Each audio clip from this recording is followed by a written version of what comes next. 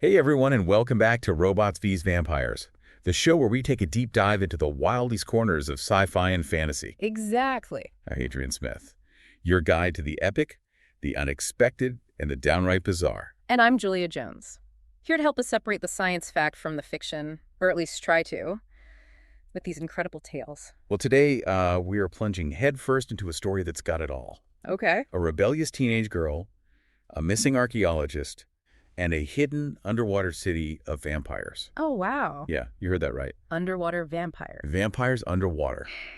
Buckle Ugh. up, folks. This is going to be a wild ride. So from what I've seen in the source material, this story, Blood Oath Below the Waves, takes the classic vampire myth and kind of flips it on its head. You know, we're not talking about your stereotypical creatures of the night lurking in castles. Right. These vampires have adapted to a completely different environment, which raises all sorts of fascinating questions. Exactly. Our main character, Maya, is a teenager who's already an outcast. She's immune to sunlight, which you'd think would be a good thing for a vampire, right? Right. But in this underwater city, Akasha, it makes her a total anomaly. It's a great example of how what's considered a strength in one context can be a weakness in another. Think about it. Certain animals develop camouflage to blend in with their surroundings, but if you took that same animal and put it in a completely different environment, that camouflage might suddenly make it stand out. Maya's sunlight immunity is kind of like that. I see what you mean. It makes you think about how our perceptions of normal are shaped by the environments we're in. And speaking of environments, Akasha sounds absolutely incredible. It's described as this blend of ancient architecture and bioluminescent growth, guarded by vampires, who wield everything from ancient harpoons to high-tech gadgets. Talk about a culture clash. It's like they've taken elements from ancient Atlantis and combined them with futuristic technology. What I find fascinating is that this raises questions about sustainability. Could a city like this actually exist, powered by bioluminescence and perhaps some form of renewable energy? It's a cool thought experiment, blending fantasy with real-world environmental concerns. Right. It's like the story is prompting us to think about how we might build sustainable cities in the future, even in the most unlikely of places. But getting back to Maya, her whole world gets turned upside down when her father, an underwater archaeologist, vanishes without a trace. Oh, no. Officially, it's chalked up to a sea accident, but Maya knows there's more to it than that.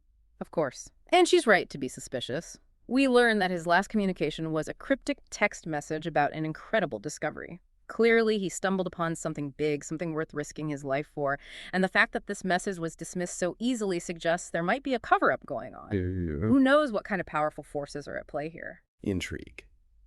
So Maya, determined to uncover the truth, follows a strange glow beneath the waves, and bam, she finds herself face to face with Akasha.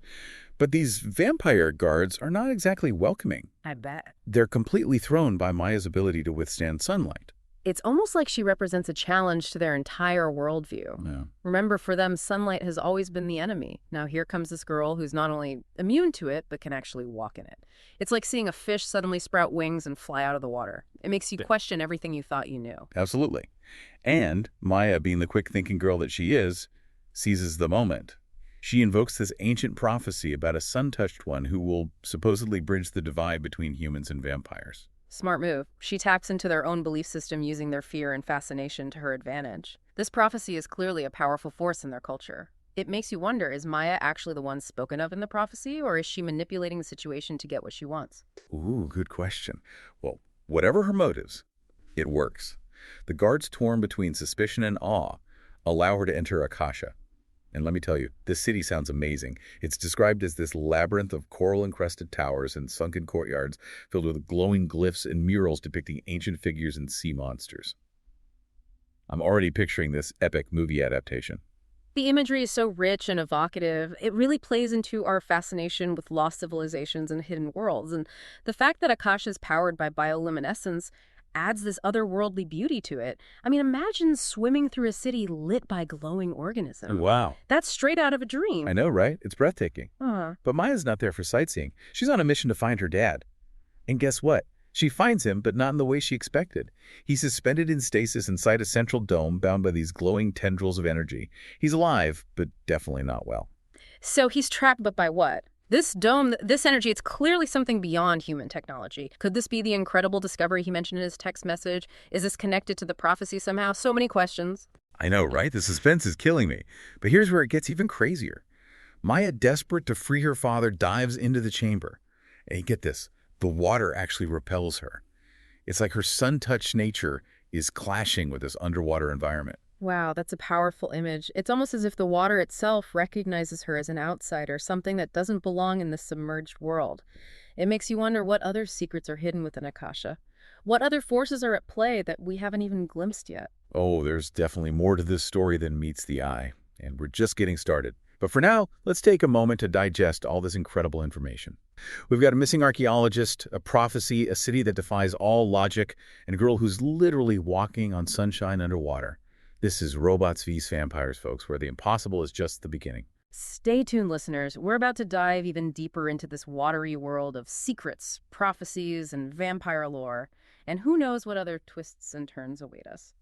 Okay, so we left off with Maya, our sun-soaked heroine, literally repelling the water as she tries to reach her father. It's like something out of a comic book, this clash between her inherent nature and this underwater world. Definitely makes you wonder what kind of power she possesses. Mm. I mean, we're talking about defying the laws of physics here. Exactly. And remember those murals that came alive when Maya touched her father? Oh, yeah. They depicted a war, a stolen power source, and a figure bathed in sunlight bridging a divide. It's all starting to feel very symbolic, wouldn't you say? Totally. It's like Maya's arrival has triggered some kind of ancient chain reaction. Yeah. It makes you think about those self-fulfilling prophecies, how sometimes just believing in something strongly enough can make it come true. That's a fascinating connection, and it makes Maya's role even more intriguing. Is she fulfilling a destiny that was preordained, or is she forging her own path, inadvertently shaping events with her actions? Either way, she's definitely shaking things up in Akasha. I mean, think about it. She's a human, a sun-touched one in a city of vampires. The potential for conflict is huge, but there's also the potential for understanding, for bridging that divide. Absolutely. And that's what makes the story so compelling. It's not just about good versus evil or humans versus vampires. It's about the complexities of different cultures clashing, the potential for both conflict and collaboration. It's like in the real world, Yeah. We often see different groups demonizing each other, focusing on their differences rather than their shared humanity. What if instead of fighting, we tried to understand each other to find common ground? Precisely. Maya's situation, as fantastical as it is, reflects those real-world challenges. She's an outsider, a potential threat in the eyes of the vampires, but she also holds the key to something they desperately need, something that could restore balance to their world. And that brings us back to the prophecy, doesn't it? What exactly does it say? What is this sun-touched one supposed to do? Well, we know it mentions a figure who will bridge the divide between humans and vampires, but it also speaks of a stolen power source, something that was taken long ago, causing a rift in this underwater world. And we can't forget that Maya's father is an archaeologist. He's dedicated his life to uncovering the secrets of the past. Could his discovery be connected to this stolen power source? It seems very likely. It's almost too perfect, don't you think? The archaeologist discovers something ancient and powerful. His sun-resistant daughter arrives on the scene, and an ancient prophecy is set in motion. It's like all the pieces of the puzzle are falling into place. But there's still so much we don't know. What exactly is this power source? How did it come to be stolen? And what role does Maya play in all of this? Those are the big questions, aren't they? And to answer them, we need to delve deeper into Akasha, into its history, its culture, and the secrets it holds. And let's not forget about the bioluminescent element. You mentioned earlier that Akasha's architecture blends seamlessly with this glowing growth. What if it's more than just a pretty backdrop? That's what I keep coming back to.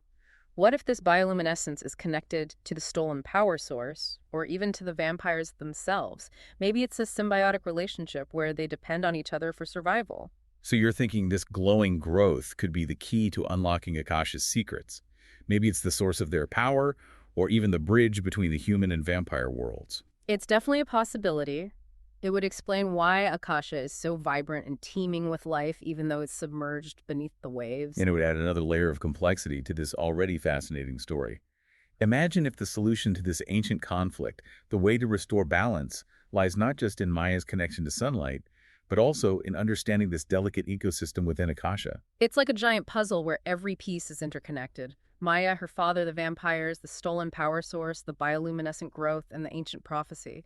And as with any good puzzle, the satisfaction comes from piecing it all together. I think we're onto something here. This is starting to feel like more than just a story about vampires and sunlight. It's a tale about interconnectedness, about the delicate balance of nature and the power of embracing difference. Absolutely. And it raises all sorts of questions about our own relationship with the natural world. What if we could learn to harness the power of bioluminescence or other natural phenomena to create sustainable energy sources? What if we could learn to live in harmony with different species rather than seeing them as threats? These are big questions, but that's what Robots vs. Vampires is all about, right? Exploring the fantastical to illuminate the realities of our own world.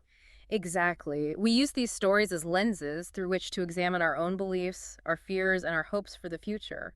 And who knows, maybe somewhere out there in the depths of the ocean, a city like Akasha is waiting to be discovered. A city where sunlight and shadow coexist, where humans and vampires find common ground. It's a tantalizing thought, isn't it? It is.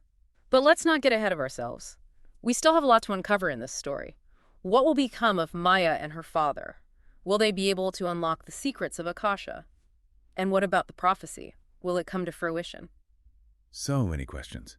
And I, for one, can't wait to find out the answers. Stay tuned, listeners, because this deep dive into the world of Blood Oath Below the Waves is far from over. It's amazing how this story, Blood Oath Below the Waves, keeps twisting and turning.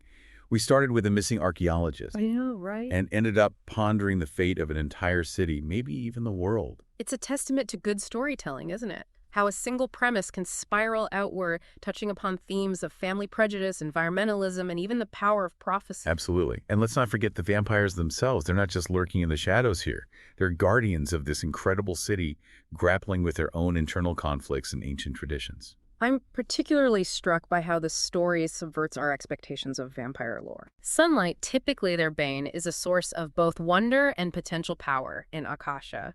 It makes you question everything you thought you knew about these creatures. Right. It's like the writers are saying, hey, what if we reimagine vampires? What if their relationship with sunlight wasn't just about weakness, but about something more complex, something symbiotic? Exactly. And that ties in beautifully with the bioluminescent aspect we keep coming back to. What if this glowing growth isn't just a visual element, Yeah. but a key part of Akasha's ecosystem? Maybe even its power source. You know, that makes me think about those deep-sea creatures that generate their own light. Right. Some use it to attract prey, others to communicate, and some even to defend themselves. Could the vampires of Akasha have formed a similar relationship with the bioluminescent organisms in their environment? It's a fascinating possibility. Imagine a scenario where the vampires cultivate these organisms, nurturing them to harness their light and energy. It would be a testament to their adaptability, their ability to thrive in this seemingly hostile environment. It would also add another layer of meaning to the prophecy. What if the sun-touched one isn't just about bridging the gap between humans and vampires, but also about restoring balance to this delicate ecosystem? I love that interpretation. It elevates the story beyond a simple conflict between species and turns it into a meditation on the interconnectedness of all living things.